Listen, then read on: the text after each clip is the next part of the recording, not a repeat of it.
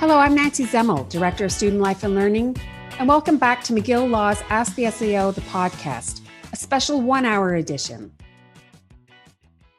Polls, whiteboards, breakout rooms, reading lists, evaluations, navigating through program requirements and course content can all be overwhelming and cause added stress. Finding your way through a myriad of learning tools and adjusting or learning new study habits can at times be daunting, but there is a lot of support. Contactez vos professeurs, vos conseillères aux affaires étudiants, vos tutorial leaders et vos conseillères en bien-être. Nous sommes tous prêts et désireux de vous aider dans votre succès. I'd like to take a moment to acknowledge that McGill University is located on unceded Indigenous lands. The Anishinaabe and the Kanyen-Kahaka Nation are recognized as the first custodians of the lands and waters on which we gather today. Montreal is historically known as a gathering place for many First Nations. Today, Montreal is home to a diverse population of Indigenous and other peoples. We respect the continued connections with the past, present, and future, and our ongoing relationships with Indigenous and other people within the Montreal community. In this one-hour episode, we meet with Professor and first-year coordinator, Professor Alana Klein. Professor Klein teaches criminal justice in first year, as well as courses in criminal law, health law, and human rights. We also meet with Associate Dean Jukier Academic, who teaches JICP in second year and contractual obligations in first year, although not this academic year.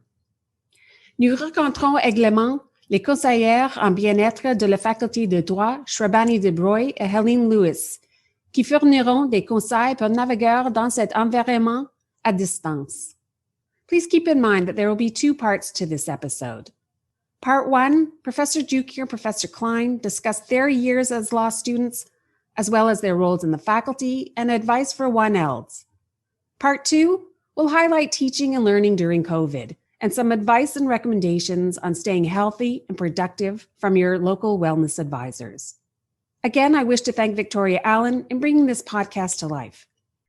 Now that 1Ls are firmly embedded in their first year courses, we thought this would be a good opportunity to speak to you about first year and what lies ahead and some of the challenges they may be facing. I'd like to first start off by asking Professor Klein and Jukier to take a step back and share their experience as law students. You both attended McGill, Professor Klein from 1998 to 2002, and Professor Jukier from 1979 to 1983. Professor Jukier, would you like to start us off first? Oh, sure. Now that you've dated me as a dinosaur. But yes, indeed, I was a student at the faculty from 1979 to 1983. And by and large, I counted among the best and most positive experiences of my life. I have to say, I loved law school, so much so, of course, that I never left. I came back to be a professor here. I really did love the study of law, much more, as I discovered later, than the practice of law, because I was really fascinated with legal questions, and I thought everything I was studying and thinking about in my courses was so interesting. So yes, that's why I decided to stay in the academy and come back to McGill as a law professor, and never thought twice about my decision to live in the world of ideas. But having said that, if I go back to the beginning, the first term of my first year, I'm not going to pretend that the first few weeks or even months of law school were perfect or easy in any sense. I had come to the faculty directly from Cégep, and in those days, there weren't many of us Cégepians. I do remember feeling totally overwhelmed, insecure in the company of my fellow students who all had much more learning under their belt. They had university degrees. They had come from all sorts of walks of life with amazing experiences. And it took me a while to find my footing. Now, I ended up being a very successful law student and doing very well. But the lesson in that is that everybody, even those who seem to ace the program, have their moments of doubt and their issues adapting to a new way of learning and studying and being. Yeah, I was also generally happy to be a law student. And I had a similar experience to Professor Jukier. Mostly I remember so vividly in the first year being blown away by how brilliant and worldly my law school classmates were. I mean, we had an emergency room doctor in my class. We had several PhDs. And of course, I was coming in already having done an undergraduate, and it still felt like nothing in a way. I was also so intimidated, actually, by how politically sophisticated so many of my classmates seemed to be. And as we started to get into evaluation season, I do remember that stressing me out a lot. But at a certain point in my first year, I decided that it was enough for me that I could count myself among a group like this, that these people were my peers. And I let go of some of the perfectionist tendencies that I had accumulated over my undergraduate and prior education. And this changed everything for me. And beyond that, over the years, I came to realize that getting the most out of your legal education, both intrinsically and instrumentally, to get the most out of your legal education, it's really just enough to be here and be present. And I'll talk a little bit more about what I mean by that as we go forward. But those are my memories of first year. It was a hard time, but it was a wonderful time. And once I relaxed into it, I think things got a lot better for me. And how about study habits? What were some of your go-to study habits? How did you keep yourself organized and on track? Professor Klein, would you like to share some of your law school study habits and ways that you managed yourself during the law school? Sure. I mean, one thing that I would say, one piece of advice that I would give is that you should learn to do things your own way. So Professor Jukier, I know, will share a bunch of tips, and I have tips too to share, but my first piece of advice is not to get hung up on how other people do it. Everybody needs to find their way. So, for instance, one tip that you might hear is that if you can't manage to read all the readings, because the readings are a big concern, yes to skimming all the readings if you can't manage to read them. One important lesson, I think, as a law student, and this is something that everyone carries forward in different ways in which they work with the law, is that the volume of reading is tremendous. And it's a skill that you develop over time. It's like a muscle that you develop to be able to read strategically. And in the beginning, you don't have that muscle yet. And so in particular in first year, for everyone, the reading feels overwhelming. So one tip is skimming those readings, and then eventually you'll learn how to focus on the parts that are the most important. And of course, your professor will draw your attention to the parts that are most important in the beginning as well. And another tip that you might have shared with you, which I was talking with Professor Jukier before this podcast, and we were sharing some ideas, and one that she suggested to me, which resonated very much with me, was the idea that when you're in class, you should be working, you should be present. So one thing, and everyone has different ways of doing that. So one thing that I did, which everyone in first year made fun of me for, was that basically I typed up the entire class as it happened. I got a reputation for it. One prof even asked me to send him the transcripts of the class. I mean, these were basically transcripts, which I was too super embarrassed to have done because it was filled with big sort of capital, missed this part, what the hell is going on, I don't understand. And others around me did it very differently. So they would spend time thinking carefully, listening very well, and taking sparser notes. And that worked for them. But because of my brain, I could think, listen, and take those notes at the same time. Everyone has their thing. So I would suggest that you work on developing a thing for yourself. Experiment with what works for you, but be in it, be on it, and pay close attention to what you're doing when you're doing it to see what's working for you. And then I would add one other key tip for everyone, which is to read your syllabus. This gives you the best idea of what your professor subjectively thinks they're up to in your class. So I think that's really important. And then another thing, and this is the final point I'll make for now, is that you shouldn't expect everything to click all at once. So one metaphor that I like to use is of a puzzle. If you're doing like a jigsaw puzzle, if you're doing a jigsaw puzzle, you start out, and imagine you're doing it without the cover, the final picture. You start out by studying the various pieces, and then you put them together later down the line. And so if you imagine it that way, that might liberate you from this feeling of needing to understand everything that's going on. You're looking at little pieces of the puzzle, studying the pieces, and as you put them together, it'll make sense into a larger, more coherent whole. And there will always be pieces of the puzzle that come into understanding as you move forward. And that's the case for me even now. One of the things I love about being a law professor is that parts of the puzzle become clear to me, even to me over time. Professor Jukier, would you like to share some of your thoughts? Absolutely. And I want to echo what Professor Klein said, that this is a very individual thing. Everybody finds what works for them. I was always astonished at some of my classmates who didn't take any notes in class and just used the time to listen very carefully. I couldn't do that. On the other hand, I was not like Professor Klein, and I did not type verbatim everything. We had no typewriter. We had no laptops. We were handwriting in those dinosaur years. By the way, I don't recommend that for everyone. It just worked. I'll talk about it later, but it worked for my attention deficit brain. Well, I have to tell you that I have one child, my daughter, who did that in her university studies. So it works for some people.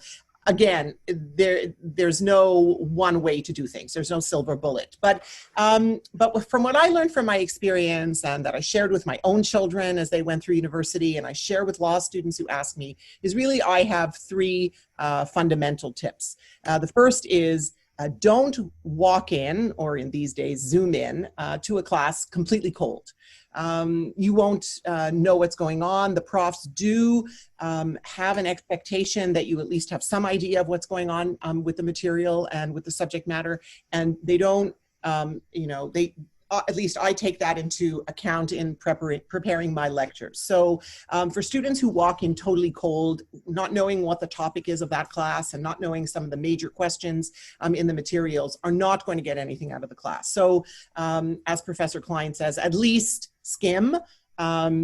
We know that it's impossible for you to read everything assigned in every class before every class. We're not naive, but it really is a good idea to have, know the basic issues, the basic topics, so that you will be able to follow what is going on. Otherwise, attending class will be a bit futile.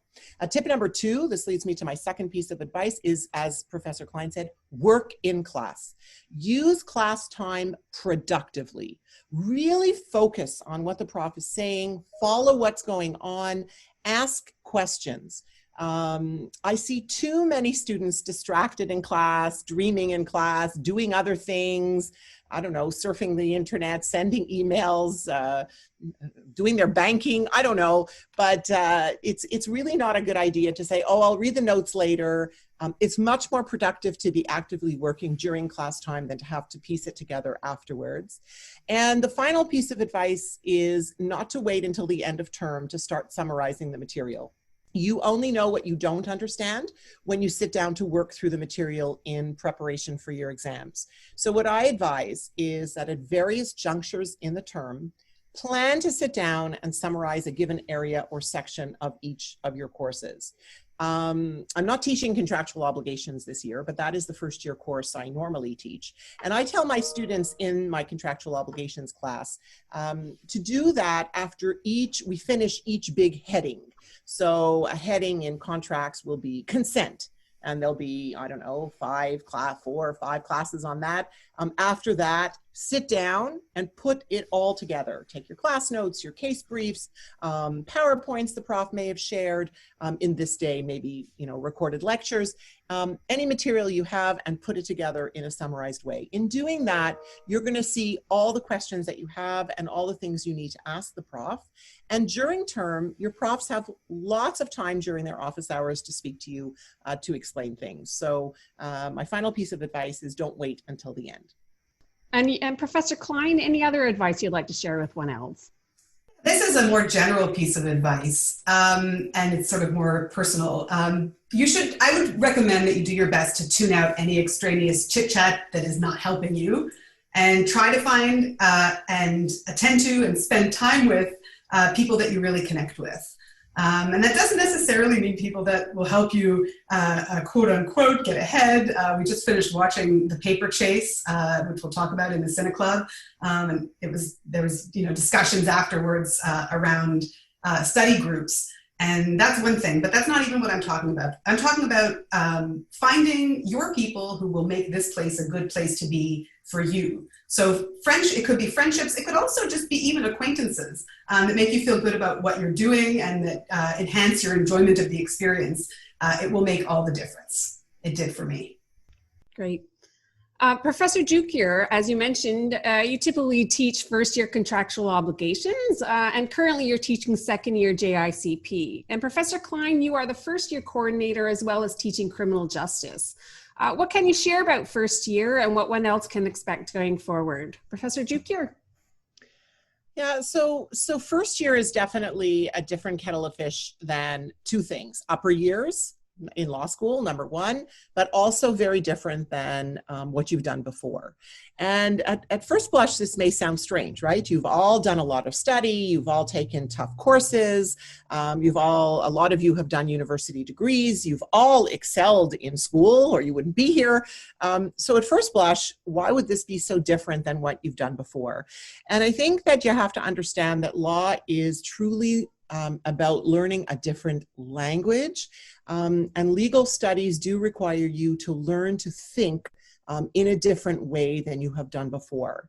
I don't like the phrase, we're trying to teach you to learn to think like a lawyer. That's not quite it, but we are actually teaching you to learn to think in a different way than you've done before. So it is normal that it takes time and time to adapt.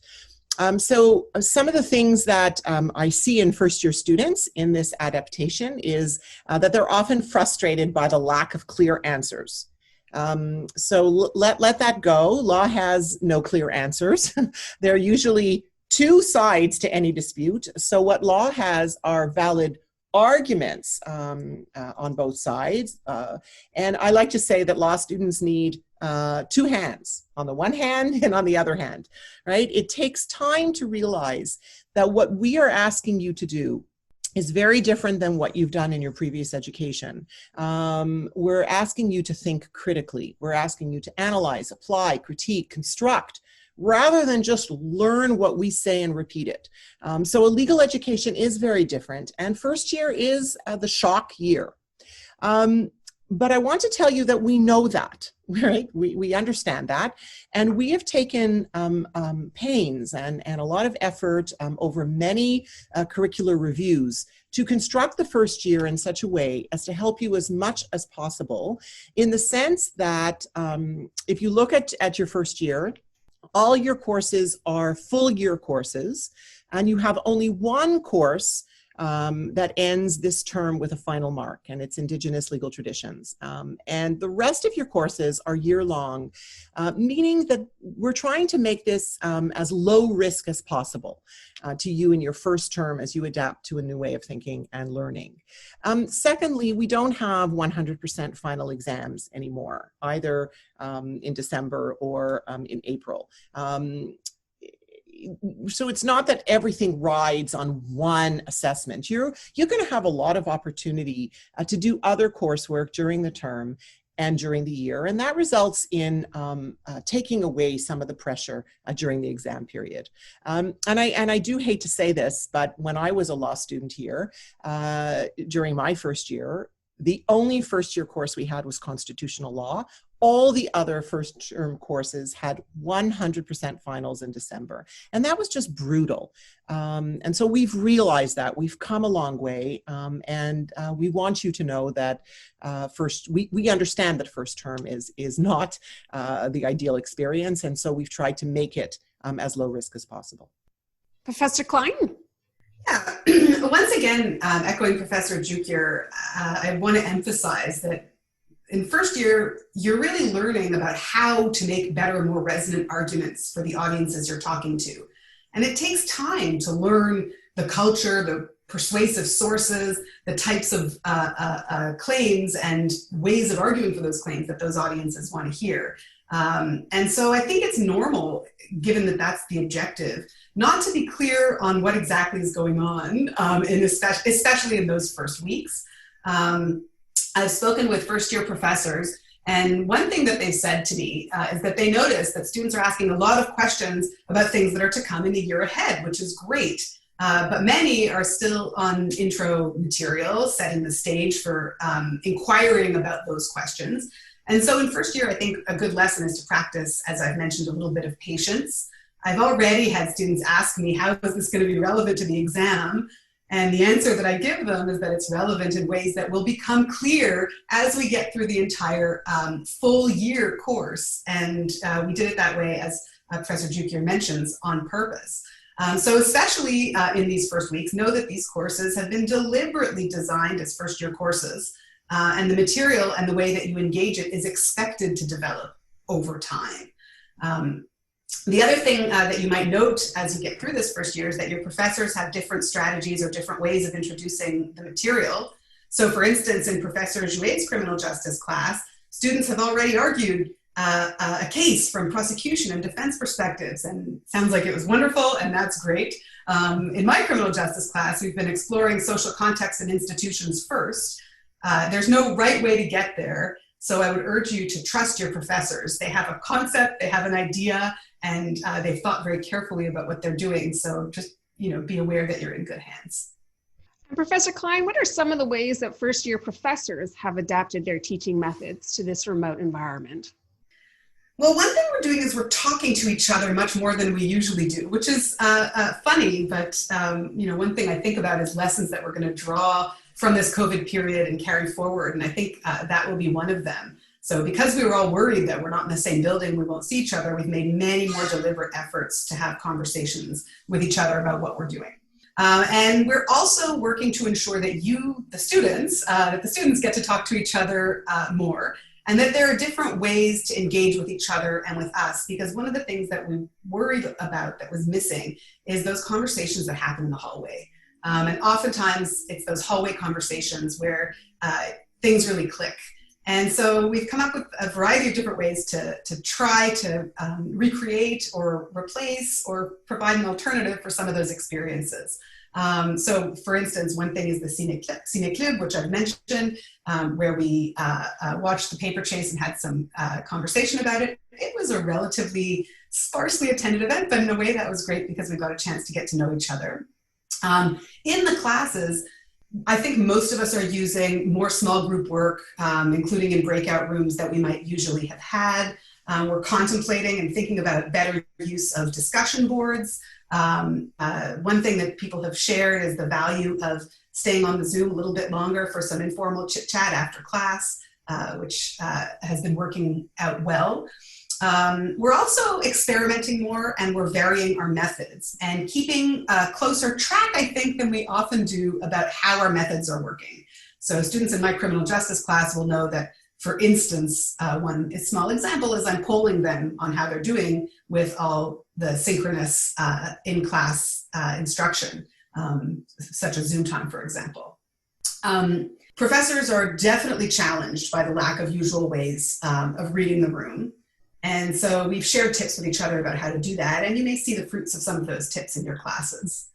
So for instance, we've talked about the need to ensure that students who haven't spoken in class get the chance to do so.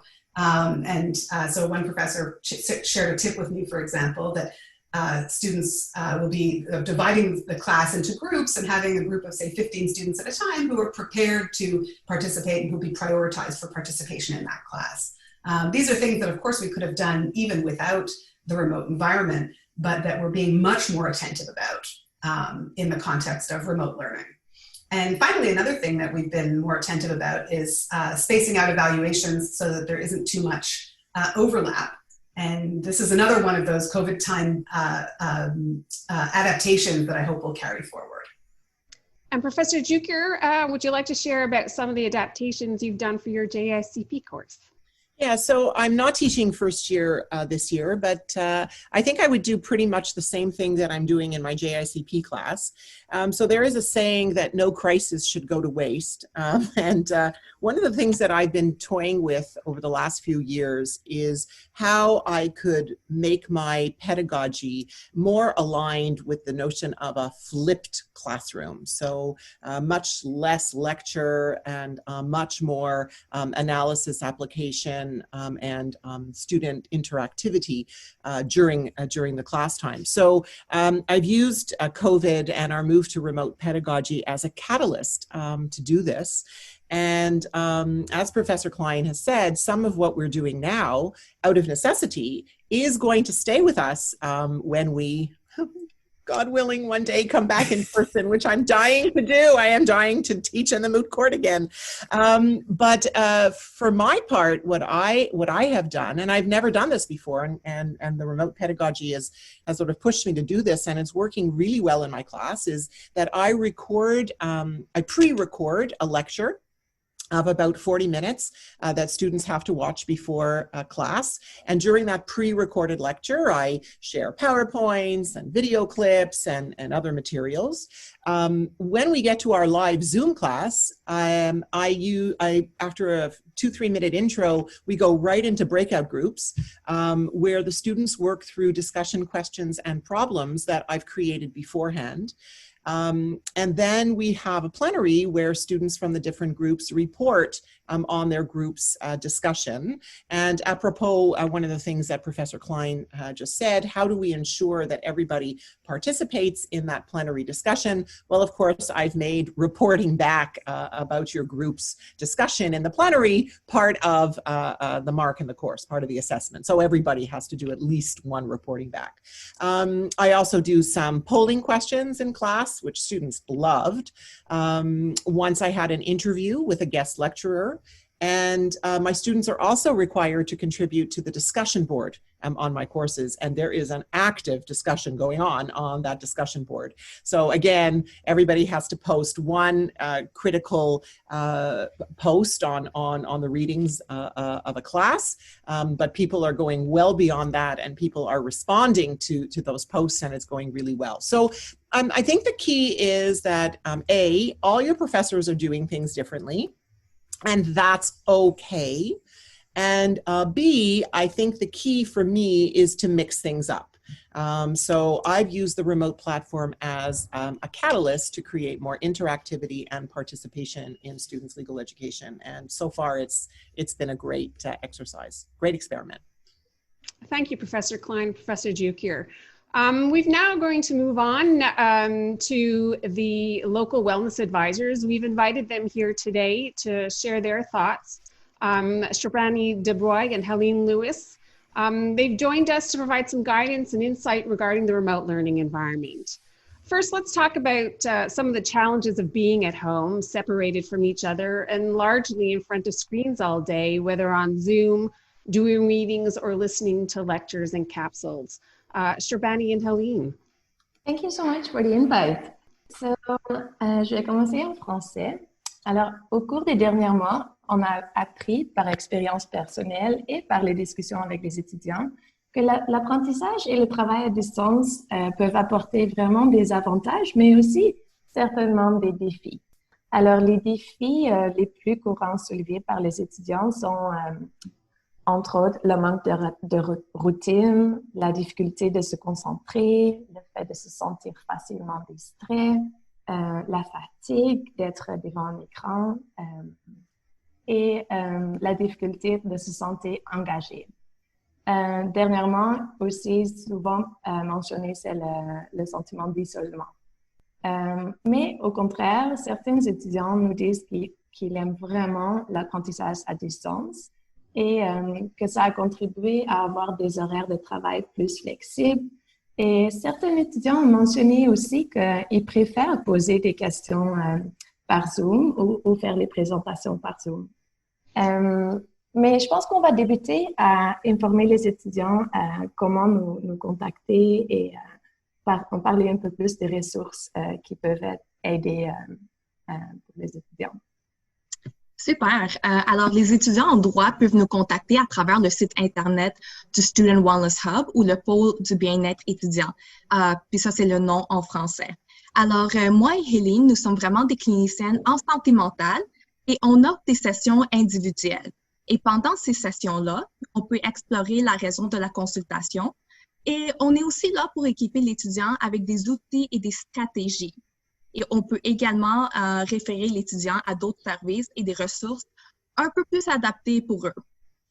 Et en ce moment, on doit noter que nous prenons des rendez-vous en ligne uniquement. Alors ça veut dire que ça va être virtuel. Et on doit aussi noter qu'on offre uniquement des sessions avec les étudiants qui sont physiquement au Québec. Alors ça, c'est super, super important de garder en tête. Pour les étudiants qui ne sont pas dans la province, on recommande le service Keep Me Safe. Alors, Keep Me Safe, c'est un fournisseur de services de santé mentale externe. C'est disponible 24 heures sur 7. Alors, c'est vraiment disponible en tout temps. Et les étudiants de McGill, peu importe où qu'ils se retrouvent dans le monde, peuvent parler à des cliniciens en santé mentale à propos de littéralement n'importe quelle problématique. Il y a aussi le service peer-to-peer qui est géré par des étudiants en droit de la faculté même, alors de notre faculté. Alors, si jamais, disons, une étudiante veut du soutien provenant de quelqu'un qui partage son expérience dans la faculté, ils peuvent rejoindre un bénévole de peer-to-peer et ces bénévoles ont du training de peer-to-peer, de active listening. Leur courriel est law.peertopeer@gmail.com. If being on the computer all day increases anxiety, what can students do about it? Good question. So there are so many things people can do to better understand and to cope with anxiety. And it would be really hard to discuss all of the helpful strategies, but we will share some favorite pieces of advice. So first of all, reflecting and trying to understand what makes you anxious or what makes you feel disorganized or what adds to stress in your remote learning helps to understand why it is happening and easier to do something about it.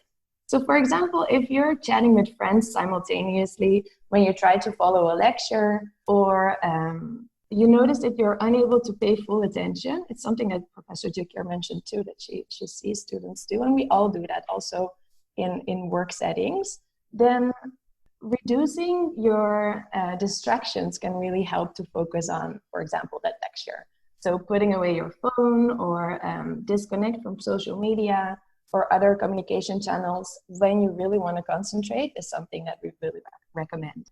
Another thing that really is helpful, and it sounds easy, but it's to try to establish a morning routine. So getting up the same way you would do if you would go out and go to the faculty. So getting up at the same time, getting yourself dressed, to try to eat breakfast before you start your study day, preferably without screen time, because screens will be part of your most of the day's academic work, can be helpful. Another thing is to engage in basic healthy habits, such as getting adequate hours of sleep, eating nutritious meals, doing a bit of physical activity, even if it's for 10 minutes in your living room or in your bedroom or wherever you're studying. And of course, limiting alcohol and drug consumptions could be something to look out for. It's really easy to neglect all these basic needs when we don't have a concrete structure due to everything being online. So it's really important to pay attention to these routines. And lastly, what I would like to mention is try to go outside if the pandemic, of course, permits, to go for a walk, to get fresh air, to sit in the sun for a while, even if it's for short moments during the day. And also when the weather gets colder, try to go outside. I would also add that it's so important that students reach out to family, friends, peers, and professionals to talk about how they're doing. So social connection can be so powerful. It's so important. And we know that even without COVID, the university student population struggles a lot with loneliness and isolation. So especially during these times where literally everything's virtual, I think we need to be connected to each other more than ever. Taking breaks is also really, really important. And when I say breaks, I mean, it could even be things such as micro breaks, right? So taking a couple of seconds just to look away from the screen, or taking a couple of seconds just to breathe and check in with yourself and asking yourself, okay, how am I doing at this moment and what do I need right now? You could even take a few minutes to open the window and look outside. And when you can, if it's possible, try to disconnect completely from technology. And maybe you could even try to do a couple of hours a day where, you don't check your phone or you don't look at a screen.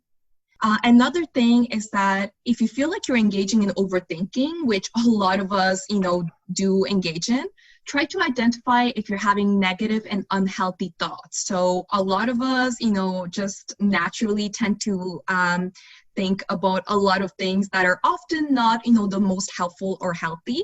So being able to identify those and then, practicing your legal skills of disputing and arguing against them. And, if you can, even replacing them with healthier thoughts. And one of my favorite tips ever is that everything in life is temporary, okay? So everything is ephemeral. And nowadays, I think a lot of people are struggling with this new reality of like having to stay at home, of having to do everything virtual. And that tends to be hard for a lot of us. But COVID and your virtual university experience won't be forever. And I think it's so important to acknowledge that and to tell yourself that, you know what, maybe things are really tough right now, but it's not going to be like that for the rest of your life. And I think there's a lot of relief in reminding yourself of this. Thank you, Shrabani and Heleen. Some great advice there. Et maintenant, on retourne à Professeur Jukier et Klein. Les étudiants peuvent-ils parler individuellement à leur professeur de la difficulté à se organiser ou rester sur la bonne voie avec l'étude à distance? Et cela aurait-il un impact sur les notes? Professeur Jukier. Merci, Nadie. Bien sûr, les étudiants et étudiantes peuvent toujours parler avec leur professeur. Mais il y a d'autres ressources aussi. Beaucoup d'étudiants m'ont raconté qu'ils ont vraiment profité de leur contact avec leur TL dans leur petit groupe de Integration Workshop. Cette personne, un étudiant ou étudiante qui a récemment vécu l'expérience d'être en première année, peut être un mentor formidable. Et moi, j'ajouterais juste les GA. On emploie beaucoup plus de GA cette année. Alors, il y a beaucoup plus d'étudiants d'autres années pour parler avec vous. Et aussi, juste pour ajouter que nous autres, on se sent aussi seuls. Alors, vraiment, ça nous ferait plaisir de parler avec vous. Venez à nos heures de bureau, nos office hours. Vous nous manquez. There's been a lot of conversation about time zones. How can students manage their classes and workload when they are in different time zones? Professor Jukier. I'm not going to underplay how difficult this can be, but the difficulty depends on the time zone you are in and the time of the class. So I happen to be very lucky with my JICP course this term, which was scheduled from 1:30 to 3:30 p.m. And that means that all my students, whether they are on the west or east coast of North America, can attend synchronously. And I even have a student in Europe who is able to attend synchronously in the evening, her time. Now, of course, if the class were at 8:30 in the morning, it would be very difficult for students on the west coast. And I do want to say this is another thing that we did for first year classes. We actually did not schedule any first year classes before 10 a.m. Often there are 8:30 to 10 first year classes, and we did not allow any of them this year, precisely because we didn't want, we wanted to encourage as many people as possible to be able to attend first year classes synchronously. But whatever the time of the class, it's going to make it very hard for students who are in Asia or Australia, for example, and I'm not underplaying that problem. For the few, there are a few students in that situation that we know of. There's not a lot, but there is a handful. And the one thing I want to say to those students is, please don't stay up all night to follow your classes synchronously, right? I mean, if it's 2:30 in the morning where you are, I hope you're sleeping at that time, because sleep and a healthy routine are super important to maintain. In these circumstances, I urge you to contact your individual professors, explain the situation to them, and ask for help. In these situations, these students will have to rely on posted materials, recorded classes, help from the professor, and help from classmates. But do feel that you can reach out and explain your particular situation to your professor and work out some strategies to help you cope with it. Professor Klein, any last words you'd like to share on time zones? I mean, the only thing I would add is that if it's at all possible to pair up with students who are in your time zone, that would be a nice idea. And then you might be able to get a chance to interact with them. They'll be sharing the same difficulties. So you should reach out to your professor and find out if there happen to be, I know there are 2 students in a challenging time zone in my criminal justice class, and the idea would be to pair them up so that when, for instance, there is an in-class exercise with breakout groups, you might be able to simulate the experience of students who are doing this synchronously with someone else by, going to the recording, waiting for the breakout group, pausing the recording, doing, essentially the same breakout group activity, and then coming back to the debrief afterwards. So you should be proactive about coming up with those kinds of solutions where it's possible, and don't be shy to reach out to your professor. In fact, those who are remote, I think, should be in a little bit more who are that remote, should be in a little more contact with their professors, and then your professors will be expecting that. Great advice. What can students do when they don't know what their professor's expectations are with regards to, for example, readings, weekly material, and note-taking? Professor Jukier? So I'm going to go back to something that we said earlier on in this podcast, and that everybody does things their own way. Each student adapts in their own way, and I don't think professors really have any expectations regarding some of the things you mentioned. For example, note-taking. I don't really care how my students take notes, whether they write what I say verbatim, whether they don't write notes at all, whether they use the class time to think. That's their own personal style. But if a student is not understanding what I'm expecting of them in terms of readings or how to follow my course reading list or syllabus, then I encourage students to ask, right? So if you're not really understanding what is expected of you in terms of material and readings, then I would say ask your professors. We don't bite. And Professor Klein? Yeah, I'll reiterate some stuff I said before about the volume of readings, which I know is one of the primary concerns in first year. We know that reading this much material is challenging. And this is, by the way, part of the reason why this is the case is because it's the case for legal practice as well. But just to, I don't know if this comforts students or frightens them, but my own eyesight went from minus 3.75 to minus 7.5 during my time as a law student. And my eye doctor did attribute that to the tremendous amount of reading that I was doing. But I just want to reassure you that you will get used to reading volumes of material strategically. It's a skill, it's a muscle, it takes time, it's something you will need in the future. So you may as well get used to it now. As for note-taking, as Professor Jukier said, we don't have any specific expectations. It's very individual. It's about learning what's right for you, but I would encourage students to reach out to their GAs about what strategies they used to manage things like note-taking, in addition to listening to some of the tips that we gave earlier on today in our podcast, and to experiment and try out different methods. As I said, to me, the most important thing is that you remain engaged in the project and that you don't withdraw from the project of figuring out your way through things like note-taking and reading. And how can students study better at home if they're used to studying in libraries and coffee shops? Professor Jukier.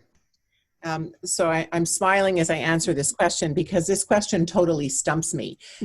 I'm someone who can only study at home and not in a library or, God forbid, a noisy coffee shop. So for me to relate to the question, I actually have to flip it. I have to turn it around. So I have to ask myself, how would I adapt if the pandemic meant that I couldn't study at home, but only in a library or a coffee shop? And so, as I say, I'm a little bit stumped. But I think that what I would do is I would think hard about what I needed to do to adapt. So I would analyze what is it that bothers you about studying at home and that makes it easier in a coffee shop. For me, noise is very distracting. So if I had to study in a coffee shop, I would invest in really good earphones or earplugs or something like that. I would need some sort of quiet so I could drown out the noise. But everyone is different. So you each have to think about what you need to adapt to make yourself comfortable in your new environment. And Professor Klein? What are your thoughts? Yeah, I'm the opposite. I was always and have always been someone who needs to work and study in a variety of places. And usually for me, in an intense period, or at least in a moderately intense period, that will mean moving from house to coffee shop, from kitchen to bedroom. I move around a lot. Attentional capacity, as I've mentioned before, is a challenge for me, as I know it is for many of our students. And so I came up with all kinds of strategies when I was a law student for working stably in one place when I reached times when, moving out and about wasn't working for whatever reason, weather, volume of work that I had to do. And so one thing that I did was I would alternate between silence, and sometimes I actually did need noise of some kind to work. So I found music that was compatible with working for me. I've spoken with other colleagues about what kind of music they find works for them. For me, I will date myself and reveal myself that it was alternating between silence, drum and bass, acid jazz. That will date me quite a lot, but it was the late 90s and that's just what was going on. And for some reason now, Canadian house music singer Kaisa works well for me. So I've figured out how to give myself those distractions. I've also, and this is very embarrassing, but since you've made it to the end of the podcast, I'll give you the gems. I would give myself 5-minute breaks that would be quite active, and sometimes I would even try on different outfits and study in a different outfit for 2 hours at a time. I know that may sound sad, but it worked for me. Another strategy that I used to manage working in one place was what has now turned out to be the Pomodoro Method, which is where you set a timer to work and concentrate for 20 minutes, where you cut off all other distractions and then give yourself a break. And another strategy, I'm full of these, I'm telling you, this is a big issue for me, so I can 100% relate. Another strategy that I've used even now in my life, because profs are facing the same challenge too, is to pair up with a friend. And so I actually have a study group of other professors who face these challenges.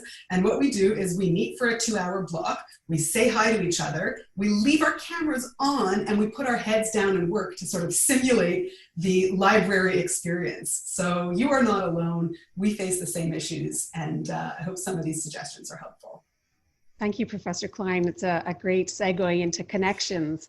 For Shrabani and Heleen, how can students feel more connected to other students when they are studying virtually? Good question. So there are many ways to connect to other students. Reaching out individually to someone, signing up for an event or a group activity, either online or if possible in person. And what can be helpful to keep in mind is that you don't have to wait for the perfect opportunity. Some students really seem hesitant about choosing or knowing where to find the best places or the best ways to meet people, but just trying something out and reminding yourself that it's not something you have to commit to for the rest of the year. You can really try things out and see what connects for you, what feels good for you.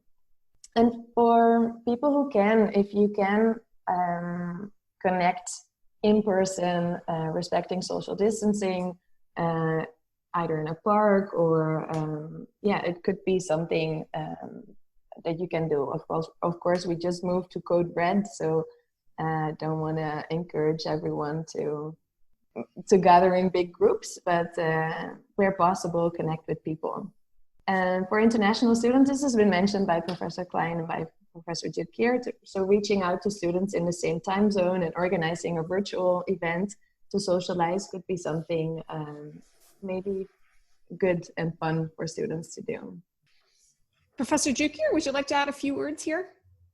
So I think the only thing that I would add is, of course, we recognize that it's tough for first-year students in particular. Upper-year students, of course, have had a year under their belt in an in-person environment to make connections and friends and study buddies, and first-year students have not.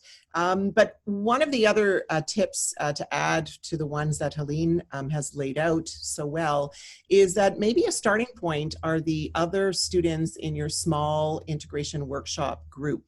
There are at least 14 other students in that group, and you will have occasion to get to know them a little bit better than being in a class of 60 students. So that's one strategy.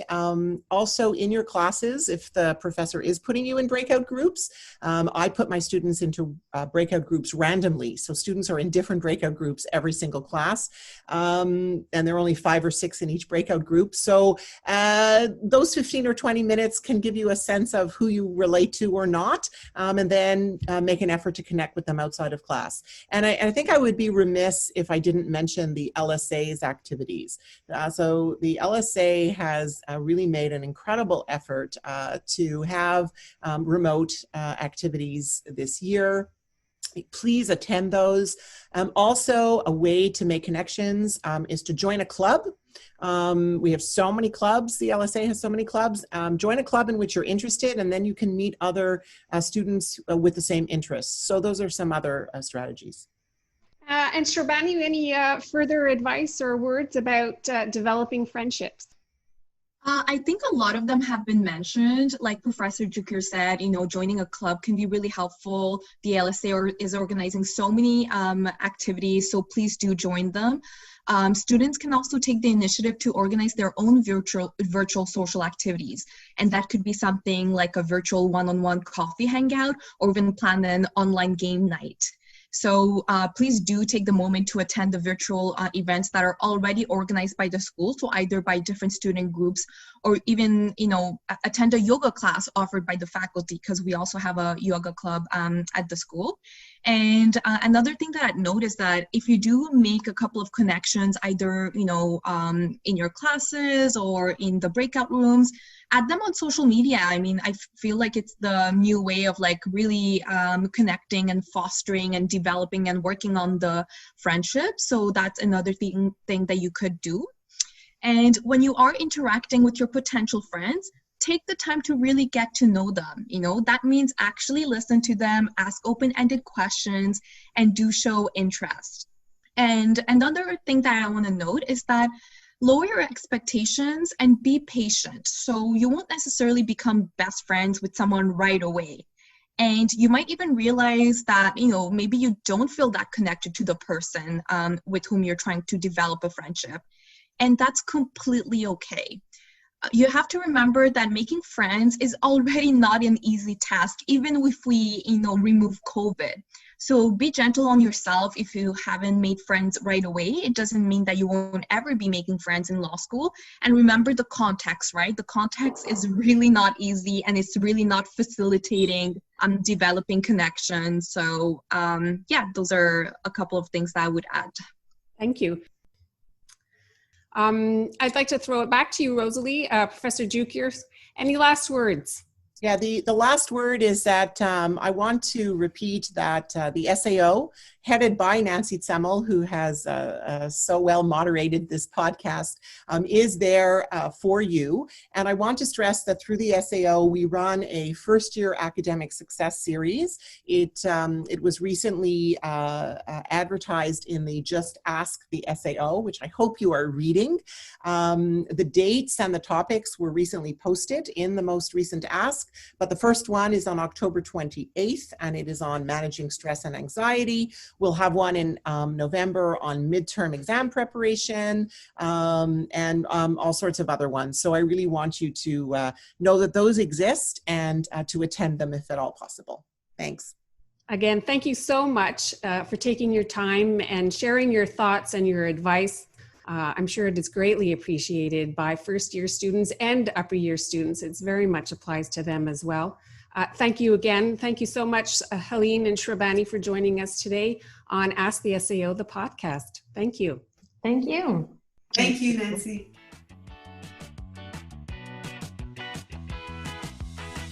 Thank you for tuning in to McGill Law's Ask the SAO, the podcast.